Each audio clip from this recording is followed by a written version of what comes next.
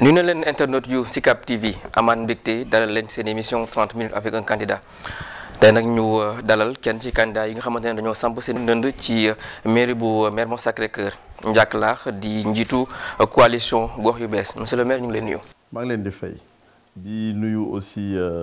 ñi téléspectateurs Sicap TV yëpp di leen féliciter di rafetlu aussi vraiment liggéey bi ngeen nekk di def au niveau de Sicap. jaajëfal ko monsieur le maire ci nuyu bi ñu soobu ci waxtaan bi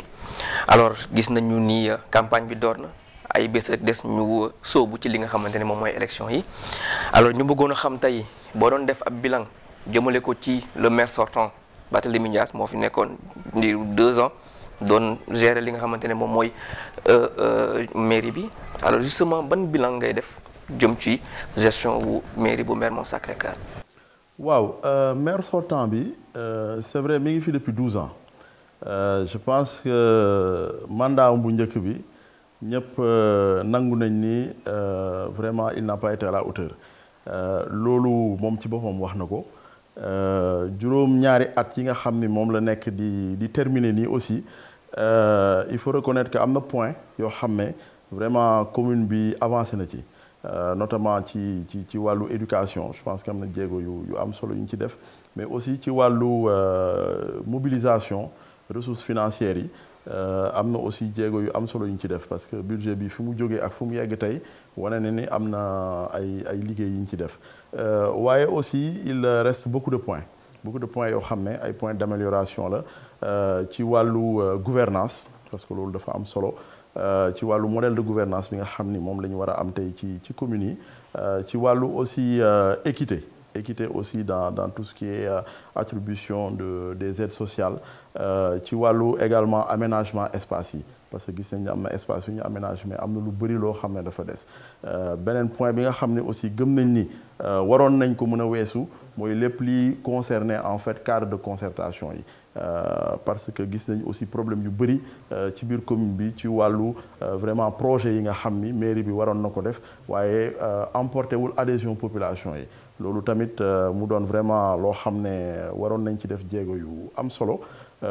et aussi lépp lu jëm ci cadre de vie donc cadre de vie bi kaaraange bi éclairage bi donc muy vraiment ay compétences basiques yoo xam ne moom la mairie am et que aujourd'hui commune Mermoz Sacré-Cœur waroon na fa weesu waaye tamit lépp lu jëm ci ndaw yi muy ci wàllu xëyu ndaw yi ci wàllu formation donc loolu yëpp vraiment am na jéego yu bëri yoo xam ne mairie bi waroon na ko mën a def te it ñun tey ci taxawaay boobu lañ taxaw coalition gox yu bees pour indi ay réponses ci li nga xam ni loolu la commune bi soxla li nga xam ne mooy préoccupation population yi pour ñu xool naka lañ koy saafaree ak naka la ñuy jëlee commune bi ci niveau bi mu nekk yóbbu ko vraiment dans pour def ko une des communes vraiment comme ni ñuy wax les plus compétitives vraiment du Sénégal. am na benn point boo xamante ne sax yeneen yi candidats yi soulevé nañ ko muy manque d'infrastructure sanitaire bi nga xamante ne nemmeeku nañ ko ci gox bi mais également beneen point bi moom mooy mairie bi nee nañu amul siège boo xamante ne daal mën nañ ko ràññee alors commune bu toll ni Mermoz Sacré-Cœur est-ce que voilà war nañu mën a quand même toog ba yooyu yëpp manquement yooyu yëpp ñu koy nemmeeku quand même ci gox bi. exactement loolu ci manquement yi tax aussi ñu indi ay réponses ci la bokk c'est vrai waxu siège bi lu ñu yàgg wax la parce que effectivement commune bu mel ni Mermoz Sacré-Cœur bu mu doonee commune ba léegi te moomuñu fu ñu ne loolu defe naa ni waroon nañ weesu foofu donc y a eu beaucoup d'espace yoo xam ne dañu ko attribuer amaana sax pour ay utilisation d'utilité publique waaye yoo xam ne waroon nañ ci mën a def jéego ba tey commune Mermoz Sacré-Cœur mun a am propre espace bi nga xam ni foofu la maire bi di nekk te it foofu la ñu mën a def tamit yeneen infrastructure supplémentaire jëmale ko ci ndaw yi ak yu ci jigéen yi donc loolu également am nañ ci engagement fi ñu jëm pour mën a am taxawaay boobu ba nga xam ne daal au bout des 5 ans ñu mën a nekk foo xam ne dinañ ne fii moomeelu commune Mermoz Sacré-Cœur la lii jëm ci wàllu structure de santé yi effectivement fu mu toll nii am nga poste de santé Liberté 4 am nga Mermoz am na pose première pierre bu ñu def pour bu Sacré-Cœur donc poste de santé yi structures yi ñi ngi fi waaye li gën a am solo mooy ndax structures yi ñi ngi dox ndax plateau médical bi relevé nañ ko ndax nit ñi ngi utiliser structure yooyu parce que loolu yëpp rôle mairie la pour mën a déjà defar structure sanitaire yi mais aussi inciter population yi pour ñu ñëw di jëfandikoo structure yooyu donc ci loolu aussi il y a beaucoup d'efforts il y a beaucoup de points yoo xam ne war nañ ko améliorer pour vraiment d'abord relever le plateau médical pour ensuite faire de sorte que les populations puissent utiliser aussi les structures sanitaires yi nga xam ne ñoom ñoo nekk au niveau de l'espace communal. Alors mu ngi noonu mu nekk lu am solo alors gis nañu ni le maire sortant également nekk candidat fii ci mairie bu Mermoz Sacré-Cœur mais également candidat ci li nga xamante ne moom mooy au niveau ville alors justement yow ban lecture ngay def ci loolu. waaw loolu premier point bi mu bëgg souligner sax balaa may xuus ci question bi mooy d'abord incohérence bi nga xam ni moom moo am ci je dirais le dialogue politique national. Parce que mënuñu ne tey c'est une élection au suffrage universel direct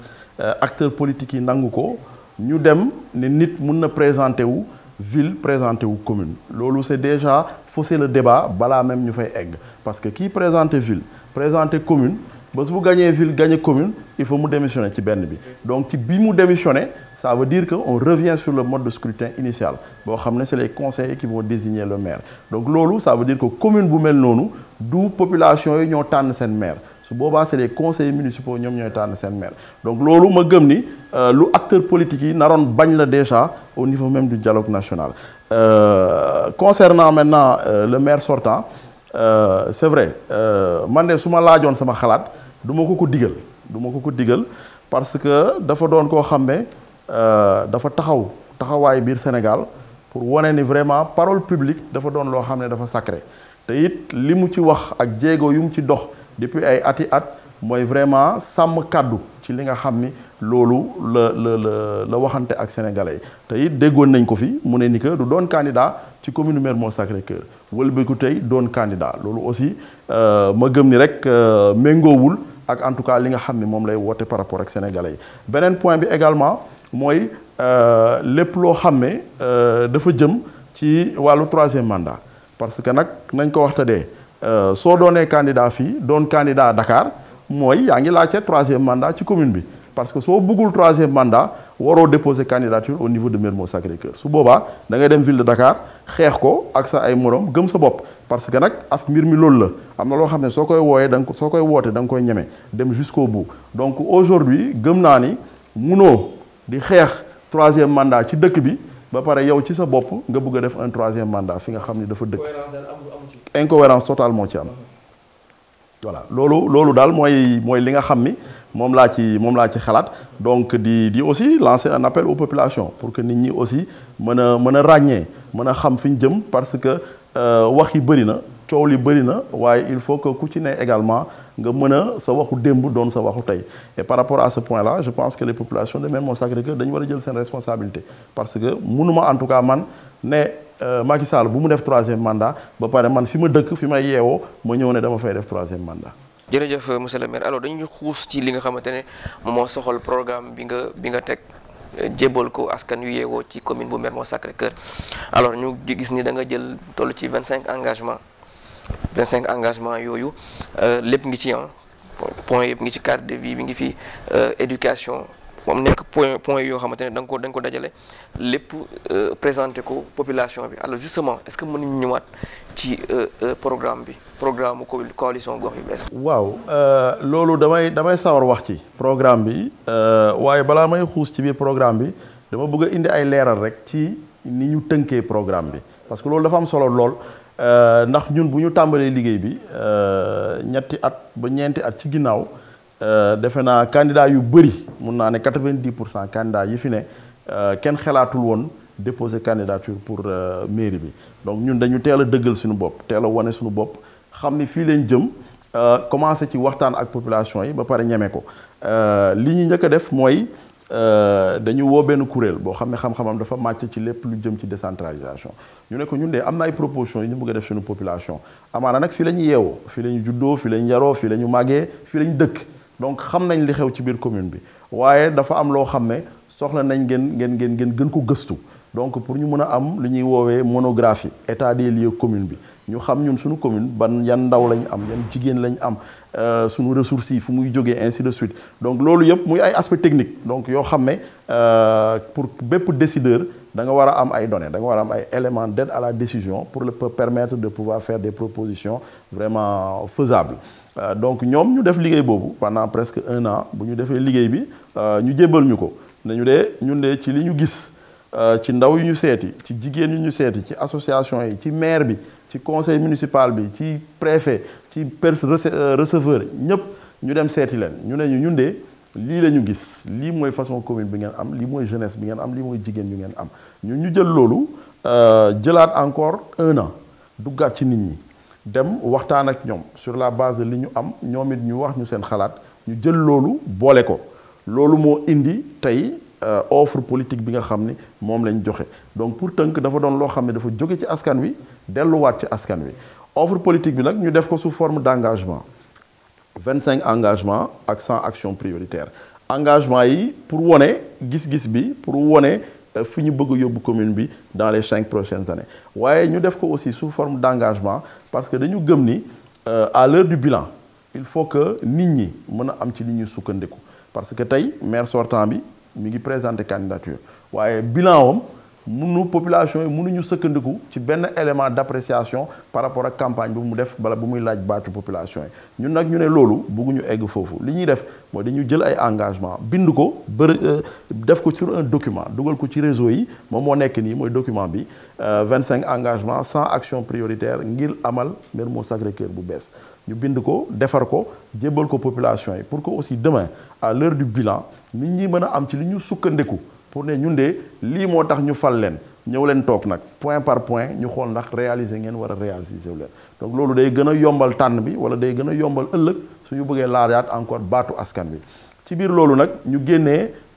5 je dirais axes prioritaires ñun déclinaison thématique yoo xam ne ñu def ko en 5 points bu njëkk bi mooy lépp lu jëm sur les questions de gouvernance donc gouvernance modèle gouvernance boo xam ne dafa méngoo ak jamono dafa méngoo ak ni àddina di doxee dafa méngoo aussi ak les concepts vraiment du new public management loolu dafa am solo parce que tey communes yi dafa am ni ñuy doxee donc il faut que ñu nit ñu ànd ak doxalinu communes yu bees yi donc ci loolu ñu am nag ay actions yu bëri yoo xam ne dañ ko dugal ci biir parce que bu njëkk bi mooy dañu seetlu ci liggéey bi ñu def que y a un déficit maanaam communication bi doyul diggante mairie bi ak administré yi donc loolu lu nit ñi di jooy la quartier yépp nag moo tax ñu ne ñun loolu il faut ñu def ci ay jéego ba nga xam ne dinañu am plateforme de gestion relation citoyen yoo xam ne dina mën a fexe ba nit ñi di jokkoo ak seen mairie di faciliter même seen dundin seen biir commune te duñ jóge fi ñu dëkk donc loolu ak les nouvelles technologies ñu aussi ne il faut ñu gën a dooleel les cadres de concertation dafa am solo fi nga xam ne parce que nit ñi ñoo ñu fi teg donc war nañu aussi régulièrement di dellu si waat ci nit ñi pour wax leen de lii ngeen ñu dénkoon après 1 an bilan d'étape fii lañ toll lii lañ jot a def ñu wax ñu jubbante leen li def leen lii pour que ànd bi mën a gën a baax loolu aussi mu doon point bu important boo xam ne dañu ko indi ci wàllu modèle de gouvernance mais bu mujjee bu ma bëgg a génnee foofu aussi mooy principe reddition des comptes parce que dafa am solo reddition des comptes mooy suñ la dëggee dara nga mën a dellu si waat ci askan bi wax liñ la dénk naka nga ko def ak naka nga ko jaarale donc loolu mu doon vraiment engagement bu important ci li nga xam ne loolu la ñu proposé ci kaw loolu aussi ci gouvernance bi ma dellu si ci beneen boo xam ne tamit gëm naa ni am na solo mooy responsabilisation des quartiers parce que dañu gëm ni ñun tey fi ñu jëm askan bi moo ñu fa yóbbu et que gestion de proximité maanaam doxalinu chaque jour yi nga xam ne moo nekk ci quartier moo dem ci cadre de vie moo dem ci lampe moo dem ci éclairage yi moo dem ci tali yi moo dem ci peinture espace public yi donc lépp loo xam ne daal c'est le quotidien population yi ñu ne ñun loolu dañ koy dénkaat population yi donc une partie de la gestion de proximité ñu delloo ko askan wi donc à travers les conseils de quartier à travers les associations ce qu'on appelle nous les AGEX donc des associations qui sont des agences d'exécution donc loolu aussi mu doon vraiment jéego bu am solo ci fi nga xam ne fa la ñu jëm bu ñu génnee ci problème mu gouvernance yi ñu ñëw ci deuxième axe bi mooy lépp li nga xam ni dafa jëm ci maanaam solidarité ci inclusion ci cohésion sociale ci point boobu ñu am ci aussi ay engagement yu am solo parce que dañu gëm ni fi ñu jëm ñëpp fa war a teew fi ñu jëm ñëpp war a bokk donc ma jël ci benn exemple rek mooy li nga xam ni dafa jëm ci wàllu accessibilité li ñuy wax accessibilité universelle des services municipaux parce que ñun ñëpp dañoo war a yem devant l'administration publique donc loolu aussi ñu jël ci engagement yu am solo pour que également aménagement yi ñuy def ci espace communal bi ci bâtiment public yi que les personnes en situation de handicap aussi puissent pouvoir avoir accès aux services municipaux donc ñu créer aussi li ñuy wax une maison de la solidarité boo xam ne tous les services sociaux de base vont être regroupés au sein de cette maison de solidarité donc loolu quelques engagements la yu nekk ci deuxième point bi waaye aussi képp koo xam ne tey da nga bëgg a doon je dirais administrateur public bëgg a gérer lu ñëpp bokk il faut que nga waxtaan ak nit ñi ci wàllu environnement donc ñu am benn axe bu important boo xam ne dafa jëm ci li ñuy woyee ñun pacte vert maanaam naka la ñuy def ba tey dëkkuwaay yi mën a méngoo ak ni environnement bi war a mel ak ni cadre de vie bi war a mel ak ni développement durable aussi nar a mel donc ñu am ci ay engagement yu am solo ci wàllu créer ay écoquartier am aussi un projet ambitieux d'école durable pour mën a aussi yóbbu ci école yi lépp li nga xam ni mooy defar mooy jàngal xale yi seen dëkkuwaay seen environnement ak les questions de développement durable donc boobu mooy troisième axe bi nga xam ni def nañ ci ay propositions ñu gëm ni nag ñun en tant que mairie war nañu dépasser fu ñu régler ay problème mu poto lampe fu ñu régler ay problème mu tali ñu gëm ni aujourd'hui commune bi avantage yi ñu am war nañ mën a nekk vraiment une commune moderne une commune riche commune boo xam ne dañu koy ràññee biir Sénégal wala tax ci biir àdduna bi donc ñu am ci biir ñaari axes yu important yi nga xam ne ñoom ñoo tënk programme bi mooy lépp lu jëm ci mise à niveau lépp luy infrastructure offre de services et d'infrastructure bi nga xam ne yaa ngi wax sànq waxu poste de santé yi ak yooyu lépp ci biir lay dugg offre d'infrastructure bu ñu am naka la ñuy def ba vraiment mun ko mettre en exergue mun a utiliser avantage yi nga am ci biir nag am na proposition yu am solo comme smart city bi ñu bëgg a def au niveau de la cité Kër Gorgui bëgg aussi vraiment jouer un rôle important dans la nouvelle économie du pétrole donc yooyu yëpp mu doon ay engagement yu am solo xëy na jot bi du may ñu xuus ci lépp mais baax na nit ñi mën a xam à peu près fi ñuy dox mais mujjee ci dernier point bi mooy lépp lu jëm ci suñu ambition de développement parce que nag commune bi ñun dañu am ay ressources humaines de qualité on a beaucoup de gens qui sont à la retraite tous les hauts cadres la cité des enseignants je veux dire lépp luy xam-xam ci Sénégal maanaam mi ngi retrouver wu ci commune bi donc loolu aussi il faut que ñu mun ko utiliser pour mën a vraiment avoir de grandes ambitions de développement pour cette commune là waaye mun naa ne daal document bi tënk na loolu yëpp donc lii pour rek wone fi ñu bëgg a jëmale commune bi ak naka la ñu defee liggéey bi pour tënk li nga xam ne tey mooy offre politique bi ñu am mais suñu demee ci site internet bi www.ndiaklaax.com mun nañu retrouver programme bi jël détail yëpp am contact yi nga xam ne aussi dinañu mën a waxtaan ak nit ñi beneen bu mujj bi pour tëj ci sa question bi mooy programme bi également dafa doon loo xam ne dañ ko chiffrer donc du rek lu ñu wax nii c'est-à-dire ci ginnaaw dafa am liggéey bu ci nekk pour que aussi dans le temps dans l'espace aussi ñu xam axe bu nekk kañ lañ koy def axe bu nekk ban quartier lay dugg ainsi de suite donc il y a tout un travail derrière boo xam ne ce sera un travail de gestion donc boo xam ne à partir du premier jour au soir du 23 janvier su ñu nee Ndiaklaax coalition Gox yu bees maire de Mermoz Sacré-Cœur dès le 24 au matin mun nañ commencer dérouler li nga xam ne moom la ñu teg. voilà mu ngi noonu mu nekkoon donc programme bi dégg nañ ko mu tënk ko ci toll ci 25 engagements alors monsieur le maire dañuy ñëw également ci élection yi gis nañu ni déjà soobuguñu ci élection yi sax mais coow yi mu ngi commencé di bëri même sax ci yenn gox yi nemmeeku nañ fa muy jëm ci question transfert d'électeurs yi bon du lu bees chaque élection dañ koy nemmeeku mais au niveau de la commune de Mermoz am na ay coow yoo xamante ne également mi ngi commencé fës alors justement ba nga ci def mais également ban taxawaay la coalition Gox yu bees parce que yéen am ci loolu. question violence parce que moo ëmb loolu yëpp fu mu toll nii je pense que c'est de la responsabilité d'abord des acteurs politiques c'est-à-dire que soo doonee acteur bu responsable ñëw taxaw ne da ngay laaj baatu askan wi da nga bëgg a jaboote ñëpp maanaam il faut que yow nga commencer par montrer le bon exemple pour que yow ñi nga àndal ak ñi ngay doxal nga ñaax leen wax ak ñoom ba nga xam ne lépp luy violence kenn du leen ci fekk ñun nag coalition gox yu bees ci loolu la ñu ne waxuma sax au niveau local au niveau national vraiment on a pris l'engagement te ñu ngi koy dérouler pour que vraiment ñun en tout cas bépp violence boo xam ne day am au niveau de l'arène politique que ñun mu bañ a jóge ci ñun rawatina nag ci commune bi nga xam ne moom la ñuy yeewoo parce que nag du ñàkk sax cokkaas yeeg yooyu yëpp ñu ngi koy dégg ñu ngi koy gis waaye ñun mënuñu perturber parce que aussi ndaw yi ñu àndal dañ leen ñaax ci loolu dañ leen tàggal ci loolu c'est une jeunesse responsable ñi nga xam ne aussi ñoo manque coalition bi dafa doon ay nit yoo xam ne dañu responsable donc on continue toujours à consolider vraiment cet engagement ba pare di ko jëfee pour que vraiment ñun à notre niveau que élection yi mën a doon élection yoo xam ne c'est pas violent li xew feneen nag xaw ma ko waaye li may ñaax rek yeneen liste yi mooy ku ne aussi nga góorgóorlu parce que il faut pas ñu fàtte ni 24 janvier day am donc lii yëpp ci nettali lay mujje donc li am solo mooy en tant que acteur de développement en tant que acteur local qu'on puisse montrer vraiment le bon exemple pour nos jeunes frères mais également pour la postérité c'est extrêmement important. alors question transfert d'électeur bi. waaw transfert d'électeur bi. C'est vrai ñun présent nañ ci commission yi am nañ ci taxawaay am na nag ay affaires yu ngalaju yu sew yu ñu gis yoo xam ne les politiciens classiques ont l'habitude de le faire et on a vu également quelques candidats qui se sont prêtés à ce jeu-là mais ce qui est important c'est surtout que le processus puisse être suivi correctement ñun en tout cas fi ñu war a am ay ndaw teew nañ fa pour mën a assurer wu ni que vraiment le processus électoral est suivi de manière scrupuleuse du début à la fin ñun nag ci koñ ñi lañ dëkk ku fi dëkk xam nañ la ku fi voté xam nañ la donc loolu aussi dinañ ci am taxawaay bu am solo jour vote bi et c'est le lieu aussi de le préciser qu'on ne se laissera pas faire parce que aussi mënuñu nag nekk dëkk ci dëkk bi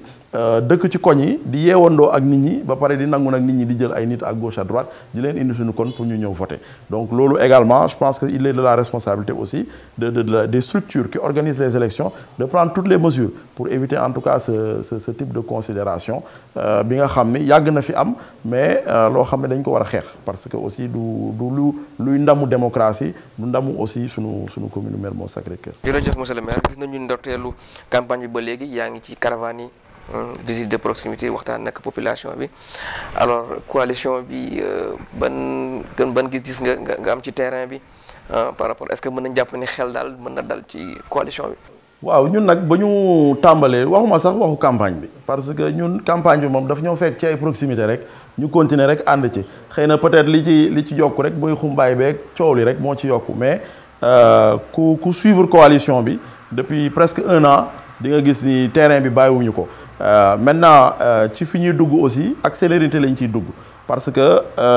jóguñu jóg rek ne dañuy doon candidat il y a 2 mois 3 mois ou 6 mois donc lu ñu teg la di ko dox di ko wax te it nit ñi di arrêté parce que ku gis coalition gox yu bees il y a 1 an gis ko il y a 6 mois gis ko démb nga xam ni vraiment mbir mi ngi jël forme nga xam ni population yi ñu ngi adhéré nga xam ni discours bi aussi nit ñi ñu ngi koy approprié wu parce que nag nit ñi kenn moomu leen les gens sont responsables surtout jeunes yi da ngay wax lu leer ñu mën a ànd ak yow liggéey ak yow donc ñun ci loolu la ñuy dox aujourd'hui la campagne ñun à notre niveau ça se passe très bien on continue le travail de terrain et les retours qu'on reçoit sont des retours extrêmement positifs te yow nag sa waay xam naa ni journaliste bu xarañ bi nga doon xam naa ni yow ci sa bopp sax war nga ci mën a am ay retours pour xam vraiment aujourd'hui ñan ñoo nar a jouer en tout cas les premiers rôles au niveau de ces élections-là donc mais c'est avec beaucoup de sérénité et puis beaucoup de calme et de responsabilité que la ñu nekk di def campagne bi et puis am nañ yaqin ni au soir du 23 janvier ndam li dina ñëw au niveau de la coalition gox yu bees. kon monsieur le maire rendez-vous le 23 janvier. waaw ñu ngi leen di jox rendez-vous le 23 janvier di dellu rek di remercier di nuyu aussi téléspectateurs u Sicap TV di rafetlu seen liggéey di profiter aussi de occasion bi ngeen ma jox pour vraiment wax population Mermoz Sacré-Cœur ni que bulletin bi mooy bulletin bu baax bi donc mooy bulletin coalition gox yu bees liste yi bëri na coow li bëri na waaye il est important que nit ñi mën a ràññee bulletin bu beex bi que nit ñi mën a ràññee programme bi nga xam ne ñu ngi koy distribuer di ko wane dans les différentes maisons dans les quartiers pour que nit ñi mën ko lire mën a aussi jël seen temps pour pouvoir conforter seen choix élection bi c'est une élection boo xam ne on a 10 listes dans la commune c'est une élection boo xam ne il y aura 2 votes donc c'est important de passer encore message bi pour que nit ñi mën a ràññee bulletin coalition gox yu bees nit ñi aussi mën a teel a ñëw pour voter parce que comme dafa nar a gudd nit ñi teel a ñëw mooy li gën comme ça au moins nit ki mën a voter ñibbi ci këram ci jàmm ak salaam di dellu aussi di remercier vraiment toute l'équipe de la coalition gox yu bees yi nga xam ni mag ndaw góor jigéen yoo xam ne ñi ngi dox di wax depuis des mois et des mois pour vraiment wane ak joxe projet bi vraiment ñooñu ñu ngi leen di remercier bu baax et aussi di wax daal population Mermoz Sacré-Cœur que seen maire mu ngi leen di tàllal loxo pour que vraiment au soir du 23 janvier qu'on puisse avoir une victoire mais qu'une victoire boo xam ne dinañu jig askan wi ba pare incha allah ñu jëfee ko pour 5 ans jërë ngeen jëf. alors amoon mbégte bu baax dalal fii Diack La mooy njiitu coalition gox yu bees gis ngeen waxtaan bi dugg nañ ci programme yi waaye tamit lu soxla élection yi fii ci commune bu Mermoz Sacré-Cœur jaajëfal équipe bi mu ànd ak yëpp Daouda mi nekkoon ci caméra bi Grand Allé Prince jaajëfal également mbokku téléspectateurs yu Sicap TV di daje beneen yoon incha allah jaa ngeen jëf.